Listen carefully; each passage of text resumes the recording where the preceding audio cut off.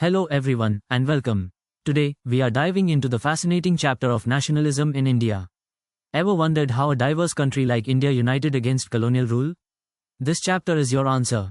We'll explore the key events and ideas that shaped Indian nationalism. This is super important for your CBSE exams, so pay close attention.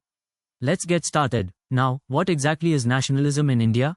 It's the feeling of unity and pride that emerged among Indians during the struggle for independence. It's important for CBSE because it's a major theme in your social science syllabus. Expect questions on this, for sure. Let's explore the first major concept, the impact of World War I. The war created new economic hardships for Indians. Increased taxes and forced recruitment fueled resentment. Customs duties were raised and income tax was introduced. This led to widespread anger and discontent against the British. Now here is a key definition you need to remember.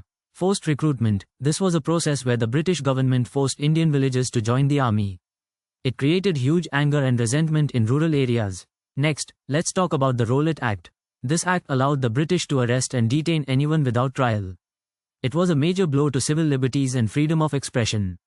Mahatma Gandhi launched a non-violent civil disobedience movement against it.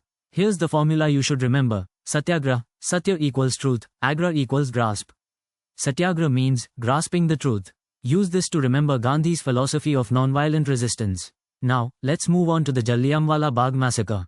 On April 13, 1919, a large crowd gathered in Jallianwala Bagh, Amritsar.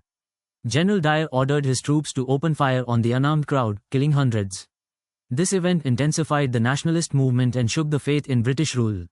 The non-cooperation movement is crucial to understanding this chapter. Non-cooperation, refusal to cooperate with the government. This shows the people's power to peacefully resist unjust laws. Here's a key point. Remember that the Jallianwala Bagh massacre was a turning point. It made people lose faith in the British government and fueled the nationalist movement. Let's look at a solved example. Q. What were the effects of World War I on India? Ans. The war led to increased taxes, forced recruitment, and economic hardship, fueling resentment against the British. Here's a real-world application. Think about how social media is used today to protest against injustice. The non-cooperation movement used similar methods, but on a much larger, physical scale. Remember these exam tips. Focus on the timeline of events. Understand the impact of each event on the nationalist movement. Don't confuse the Rowlatt Act with the Government of India Act. To summarize, we learned about the impact of World War I, the Rowlatt Act, and the Jallianwala Bagh massacre. These events fueled the rise of nationalism in India. All of this, AI notes, doubt solving, practice tests for nationalism in India, is available for free on Synapse. Study smarter, not harder. Start free today by visiting synapse.omups.in. Master nationalism in India for your CBSE exams. Please subscribe to our channel for more free lessons. Visit synapse.omups.in and start learning today.